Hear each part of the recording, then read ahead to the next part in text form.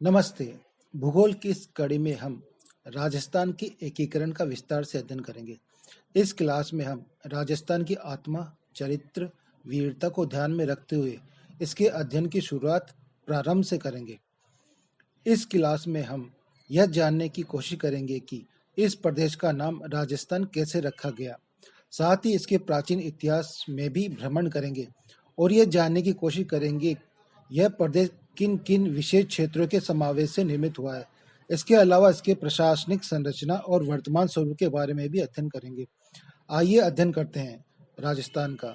इसके अंतर्गत हम सबसे पहले राजस्थान के चरित्र का अध्ययन करेंगे।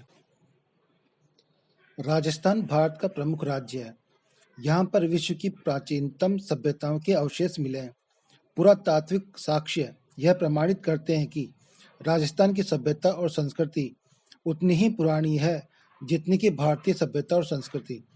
इस प्रकार राजस्थान की भूमि अपनी प्राचीनता में पीछे नहीं है। इतिहास, परंपरा, पुरातत्व, चिंतन, मनन, अपराजय, अस्मिता, कला और सांस्कृतिक संपदा वाला राज्य है राजस्थान।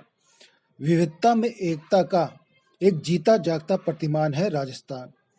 शौर्य गाथाओं, पराक्रम कथाओं, लोक कथाओं की विराट विरासत को समेटे हुए राजस्थान ही एक ऐसा प्रदेश है जो सदियों से तपस्वी मनस्वी की तरह रेत की चादर ओढ़े निस्वार्थ भाव से भारत भूमि को अपना सब कुछ देता रहा है। इंग्लैंड के प्रसिद्ध विश्व विख्यात कवि किपलिंग के शब्दों के अनुसार विश्व में कोई ऐसा स्थान है जहां वीरों की हड्डियां मार की धूल बनी है तो वह राजस्थान है। राजस्थान ही अकेला प्रदेश है भारत में जिसने हमेशा आहुतियां दी है और अपने संताप को हमेशा सहा है।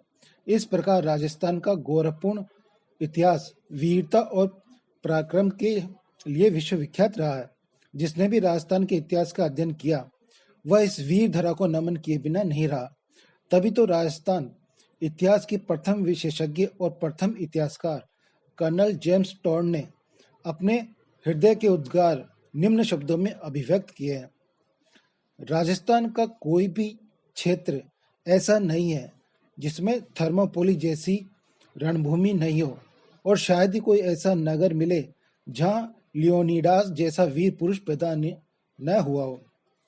आज राजस्थान अपने गौरवपूर्ण इतिहास पराक्रम के साथ साथ स्थापत्य कला, चित्रकला, प्राकृतिक सौंदर्य, हस्तकला, साहित्य, संगीत, नृत्य, तीर्थ, पर्यटन आदि के लिए संसार में प्रसिद्ध है। तो यह है राजस्थान का चरित्र। संक्षेप में हम राजस्थान के चरित्र को निम्न वीर रस की पंक्तियों के द्वारा व्यक्त कर सकते हैं। धरा हिला गगन गुजा नदी बहा पवन चला, विजय तेरी ज्योति सी जल जला, भुजा भुजा भड़क भड़क रक्त में धड़क धड़क। धनुष उठा प्रहार कर तू सबसे पहले वार कर, अग्नि सी धड़क धड़क हिरण सी सजग सजग, सिंह सी दहाड़ कर शंख सी पुकार कर। रुके न तू थके न तू झुके न तू थमे न तू सदा चले, थके न तू रुके न तू झुके न तू। आशा करता हूँ आपको इन पंक्तियों के माध्यम से राजस्थान के चरित्र के बारे में आभास हो गया होगा। तो चलिए आगे पढ़ते हैं। राजस्थान नाम की ऐतिहासिक पृष्ठभूमि। वर्तमान राजस्थान के लिए पहले किसी नाम का प्रयोग इसकी ऐतिहासिक पृष्ठभूमि में नहीं पाया जाता। प्राचीन तथा मध्य युग में राजस्थान के अलग अलग प्रदेशों के भिन्न भिन्न नाम थे और उनके कुछ विभाग अन्य प्रदेशों के अंतर्गत आते थे। वर्तमान बीकानेर और जोधपुर के जिले महाभारत काल में जांगल देश कहलाते थे। बीकानेर राज्य के राज्य चिन्ह में जय जंगल घर बादशाह लिखा हुआ पाया जाता है। इसकी राजधानी अहिच्छत्रपुर थी जिसको वर्तमान समय में नागौर के नाम से जाना जाता है। गंगानगर के आसपास का प्रदेश योद्धे कहलाता था। प्राचीन काल में उत्तरी भारत के कुरु, मत्स्य और सूरसेन के राज्य बहुत विस्तृत थे। अलवर राज्य का उत्तरी भाग कुरु देश के दक्षिण और पश्चिम भाग मत्स्य देश के पूर्वी भाग सूरसेन देश के अंतर्गत आते थे। सूरसेन देश में धौलपुर, भरतपुर तथा करौली जिले सम्मिलित थे। जयपुर, अलवर और टोंक के समस्त भाग विराटनगर के नाम से प्रसिद्ध थे। उदयपुर का प्राचीन नाम शिवी था, जिसकी राजधानी मध्यमिका थी। यहाँ पर मेव जाति का अधिकार था, जिसके कारण इसे मेदपाट या प्रागवार भी कहा जाता था। डूंगरपुर और बांसवाड़ा के क्षेत्र को व्याघ्र घाट तथा बाद में बांगड़ के नाम से जाना जाने लगा। पुरातात्विक व धार्मिक स्रोतों में इस क्षेत्र का स्कंद पुराण में कुमारी का खंड तथा बांगुरी प्रदेश के नाम से उल्लेख मिलता है। इसे पाताल देश के नाम से भी जाना जाता है। जोधपुर को मेरू और इसके बाद मारूवार एवं मारवाड़ के नाम से जाने लगा। जोधपुर और पाली का निकटवर्ती भाग गुर्जन्ना कहलाता था। बाड़मेर प्रदेश पहले श्रीमाल तथा बाद में भीनमाल के नाम से जाने लगा। जैसलमेर का पुराना माड़ तथा आसपास के क्षेत्र बल और दुंगल के नाम से जाना जाता था। जालोर को स्वर्णगिरी तथा सिरोही के आसपास के क्षेत्र को चंद्रावती के नाम से जाना जाता था। कोटा तथा बूंदी पहले सपाल दक्ष के अंतर्गत आते थे। उसके आसपास का क्षेत्र हृदयबाद में हाड़ौती कहलाने लगा। सांबर नागौर प्रदेश के 1.25 लाख गांव, चूरू, सीकर और झुंझुनू का क्षेत्र, शेखावाटी, जालोर, बाड़मेर, पाली का क्षेत्र, गोडवाड़ और अलवर तथा उसके आसपास का क्षेत्र एवं हरियाणा को मिलाकर राठ क्षेत्र के नाम से जाना जाता था। तो ये राजस्थान के नाम की ऐतिहासिक पृष्ठभूमि रही है। इसके साथ ही भौगोलिक विशेषताओं के आधार पर भी राजस्थान को कई नामों से जाना जाता था। चलिए इसके बारे में भी अध्ययन करते हैं। भौगोलिक विशेषताओं के आधार पर भी राजस्थान के कुछ भागों का नामकरण किया गया। माही नदी के पास वाले प्रतापगढ़ के भूभाग को कांडल कहा जाता है। प्रतापगढ़ और बांसवाड़ा के मध्यवर्ती भाग में 56 ग्राम समूह थे। अतएव उस भाग का नाम छप्पन कहलाने लगा। डूंगरपुर और बांसवाड़ा के भाग को मेवल और देवलिया कहा जाता था। भैंसरोडगढ़ से लेकर बिजोलिया के पठारी भाग को ऊपरमाल कहते हैं। जरगा और रागा के पहाड़ी भाग के हमेशा हरे भरे रहने के कारण इसे देशनहरों कहा जाता था। अतः जिस भूभाग को हम राजस्थान कहते हैं वह पूर्व में किसी विशेष नाम से प्रसिद्ध नहीं रहा है। देश के इस भूभाग में राजपूतों की सत्ता होने के कारण शायद अंग्रेजों ने इसे राजपूताना के नाम से पुकारा।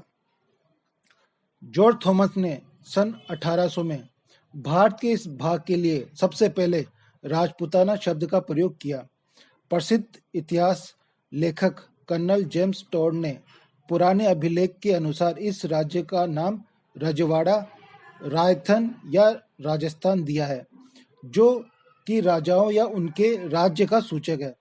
कालांतर में राज्य के लिए राजस्थान की अपेक्षा राजस्थान शब्द का प्रयोग किया जाने लगा और वर्तमान समय में भी एक इकाई के रूप में यह इसी नाम से जाना जाता है। ब्रिटिश साम्राज्य के अंतर्गत राजस्थान का स्वरूप।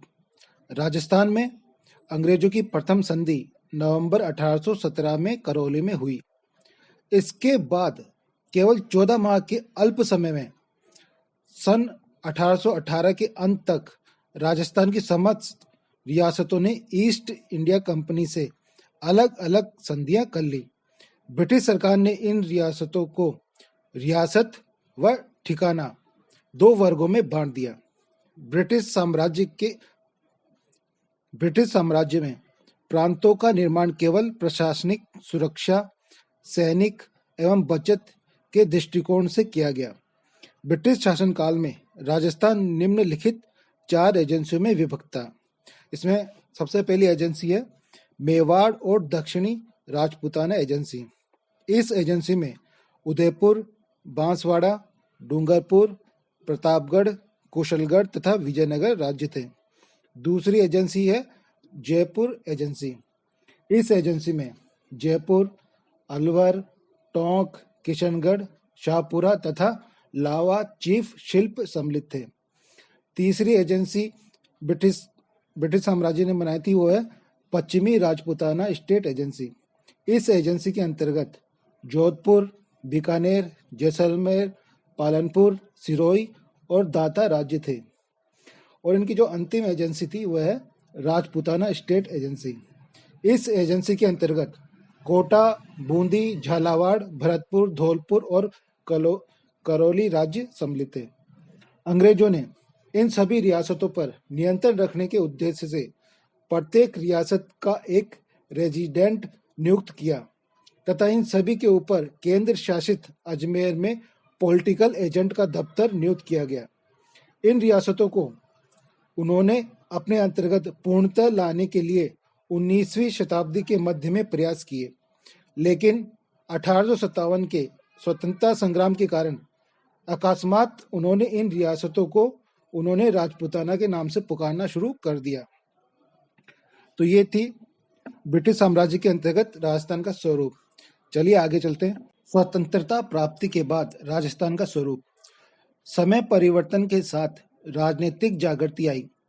23 जून 1947 को भारत स्वतंत्रता कानून इंग्लैंड की तत्कालीन श्रमिक दल की सरकार के तत्वावधान में वहां की संसद में स्वीकृत हुआ। इस कानून के अनुसार कोई भी देशी रियासत उनके महाराजा की इच्छा के अनुसार स्वतंत्र रह सकती थी। वास्तव में अंग्रेजों का मूल उद्देश्य भारत में अराजकता फैलाकर भारत संघ के निर्माण में कठिनाइयां पैदा करना था। तब यहाँ के सब रजवाड़े भी स्वतंत्र हो गए। केवल अजमेर एजेंसी भारत गणराज्य का अंग था। 15 अगस्त 1947 को भारत स्वतंत्र हुआ। इस समय 4 रियासतों डूंगरपुर, अलवर, धौलपुर व जोधपुर के नरेशों ने स्वतंत्र रहने की घोषणा की और कहा कि वे भारत संघ व पाकिस्तान संघ में मिलने के इच्छुक नहीं है। तत्कालीन समय में उदयपुर के महाराजा भोपाल सिंह, तत्कालीन बीकानेर नरेश स्वर्गीय श्री शार्दुल सिंह जी तथा कोटा के महारावल ने तत्कालीन रियासतों को भारत संघ में मिलाने के लिए प्रेरित किया। अंत में तत्कालीन केंद्रीय गृह मंत्री स्वर्गीय श्री लौह पुरुष सरदार वल्लभ भाई पटेल की दूरदर्शिता एवं चतुराई के कारण राजपूताना के नरेशों ने भारत संघ में मिलना स्वीकार कर लिया। वर्तमान राजस्थान की स्थापना होने से पूर्व यह राजपूताना कहलाता था। इसमें 19 राजाओं की रियासतें, 3 ठिकाने तथा अजमेर मेरवाड़ा के केंद्र द्वारा शासित प्रदेश सम्मिलित थे। बोलचाल की भाषा में इस प्रदेश को रजवाड़ा कहते थे। वर्तमान राजस्थान का जो स्वरूप हमें दिखाई देता है, स्वतंत्रता प्राप्ति के समय ऐसा स्वरूप राजस्थान का नहीं था। राजस्थान को विभिन्न चरणों के माध्यम से वर्तमान स्थिति तक लाया गया है। आइए इन चरणों का विस्तार पूर्वक अध्ययन करते हैं। वर्तमान राजस्थान के निर्माण का कार्य सन 1948 से प्रारंभ होकर विभिन्न चरणों में होता हुआ 1956 में पूरा हुआ। इसके विभिन्न चरण निम्नलिखित है। पहला चरण मत्स्य संघ की स्थापना। सबसे पहले अलवर, भरतपुर, करौली व धौलपुर रियासतों तथा नीमराना ठिकाना मिलाकर 17 मार्च 1948 में मत्स्य संघ की स्थापना करके राजस्थान में रियासतों के एकीकरण का सूत्रपात कर दिया। इस मत्स्य संघ के राज प्रमुख महाराजा उदय भानु सिंह धौलपुर बनाए गए व इसकी राजधानी अलवर को बनाया गया। इसके बाद द्वितीय चरण आता है, जिसे पूर्व राजस्थान का निर्माण के नाम से जाना जाता है। 25 मार्च 1948 को बांसवाड़ा, कुशलगढ़, बूंदी, डूंगरपुर, झालावाड़, किशनगढ़, कोटा, प्रतापगढ़, शाहपुरा व टोंक आदि रियासतों ने एक अलग संघ राजस्थान के नाम से बना लिया, जिसे पूर्व राजस्थान कहा गया। कोटा को इस संघ की राजधानी बनाकर महारावल कोटा को राज प्रमुख तथा महाराज डूंगरपुर को उप राज प्रमुख बनाया गया। वास्तव में राजस्थान संघ के निर्माण में यही प्रथम एवं दृढ़ कदम था। इसके बाद तीसरा चरण है, जिसे हम संयुक्त राजस्थान राज्य के निर्माण का चरण बोलते हैं। 18 अप्रैल 1948 को पूर्व राजस्थान संघ में उदयपुर रियासत भी शामिल हो गई। इसका पुनः नामकरण संयुक्त राजस्थान राज्य हुआ। उदयपुर के महाराजा भोपाल सिंह जी को संयुक्त राजस्थान का राज प्रमुख तथा महारावल कोटा को उप राज्य प्रमुख बनाया गया। उदयपुर को इसकी राजधानी बनाया गया।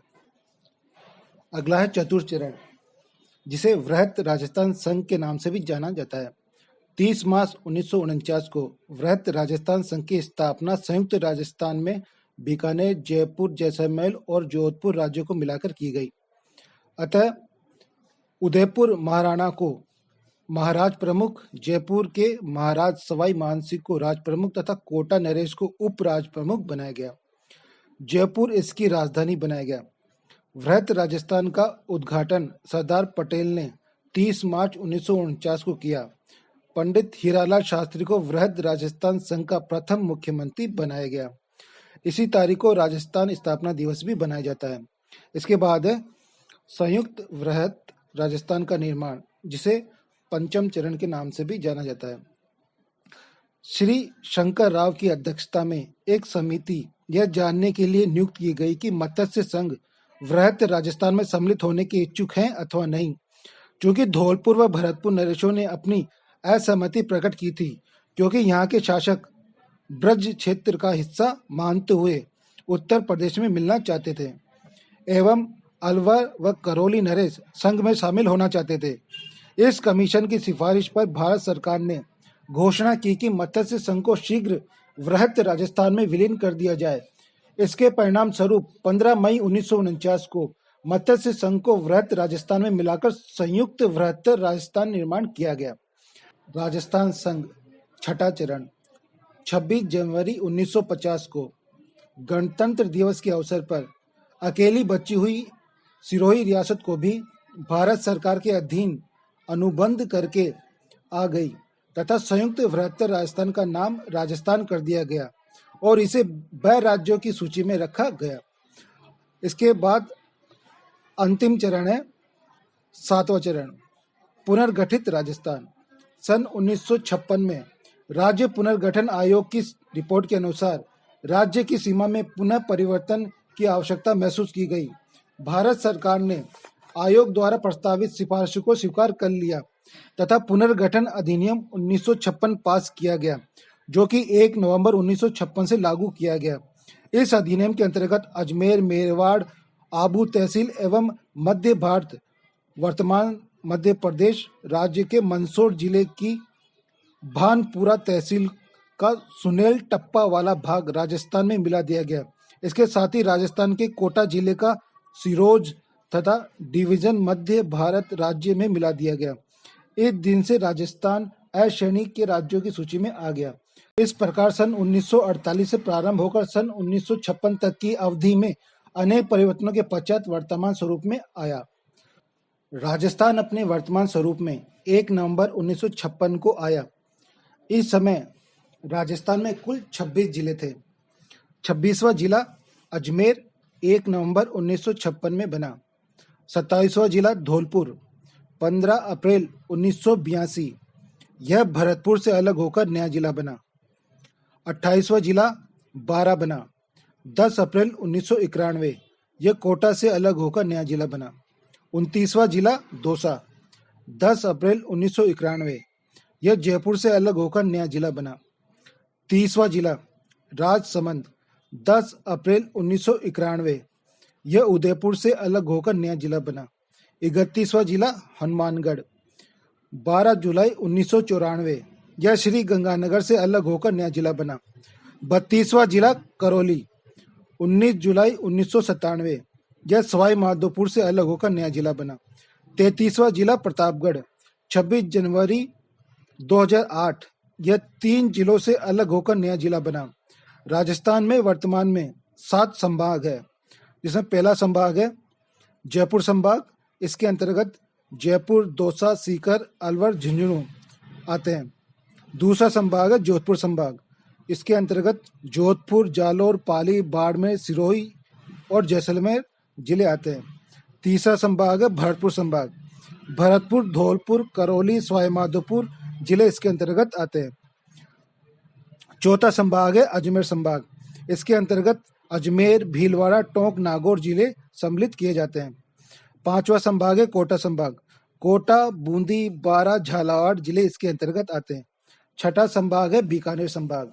बीकानेर, गंगानगर, हनुमानगढ़, चूरू जिले इसके अंतर्गत सम्मिलित किए जाते हैं। सातवां संभाग है उदयपुर संभाग। उदयपुर, राजसमंद, डूंगरपुर, बांसवाड़ा, चित्तौड़गढ़, प्रतापगढ़ जिले इसके अंतर्गत आते हैं।